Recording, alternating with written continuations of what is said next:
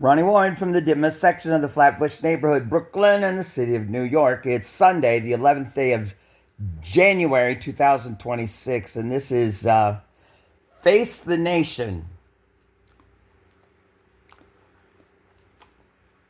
Aired 3 hours ago, about noontime Eastern Standard Time in the city of New York on CBS.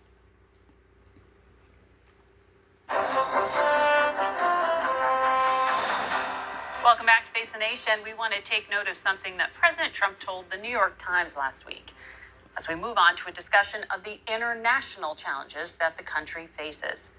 He was asked in a wide-ranging interview if there were any limits on his global powers. And Mr. Trump said, yeah, there is one thing, my own morality, my own mind. It's the only thing that can stop me.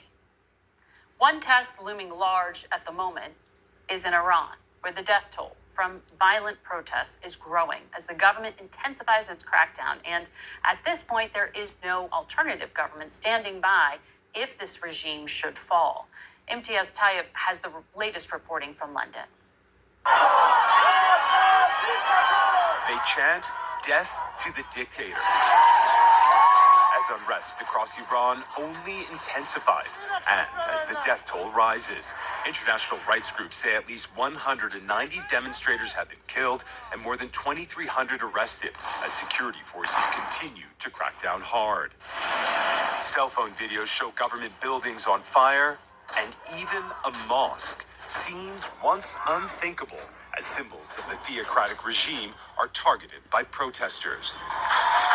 These videos, verified by CBS News and other media outlets using satellite imaging, GPS codes, and sources on the ground, show anger that began over rising inflation and a collapsing currency has morphed into something more explosive, open defiance of the repressive state, including in Mashhad, Iran's second largest city, where thousands flooded the streets overnight and blocked roads, with some chanting, "Long live the king."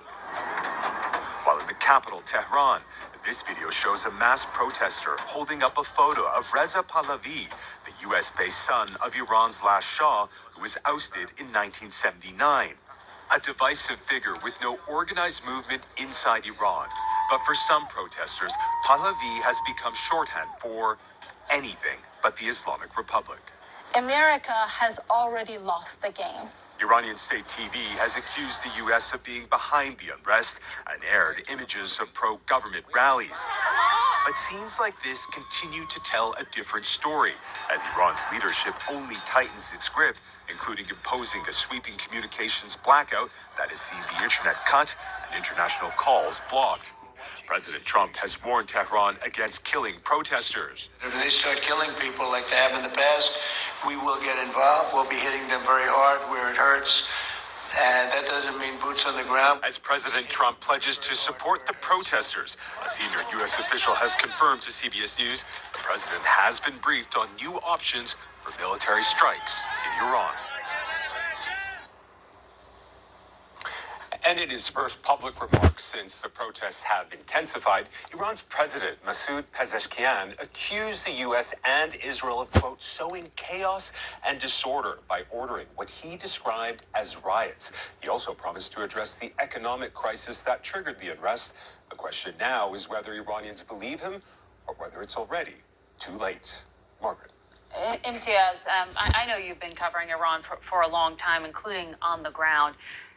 There have been protests before that have been just brutally suppressed. What's different this time?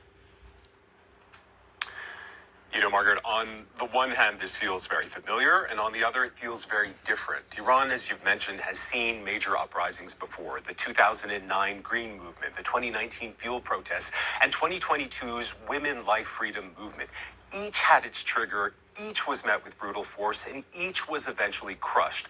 What's new now is the layers of crises facing the regime. Iran has a collapsing currency. There are chronic power and water shortages. It faces punishing sanctions, and it's still absorbing the aftershocks of last year's 12-day war with Israel. I was in Iran right after that war, and people were already quietly questioning the regime's competence and its vulnerabilities. Now those vulnerabilities are loudly being tested in the streets. And there's another crucial difference here. Symbolism. We've seen statues of the supreme leader set on fire, surveillance cameras ripped down, as well as chants for the monarchy. This is not nostalgia. This is a rejection of the Islamic Republic, and the danger for the leaders in Tehran is simple. Once the fear breaks, it's very hard to put back. MTS, I will continue to track these protests. Thank you, MTS. We go now to Richmond, Virginia, where we find Senator Tim Kaine, who has oversight in foreign relations.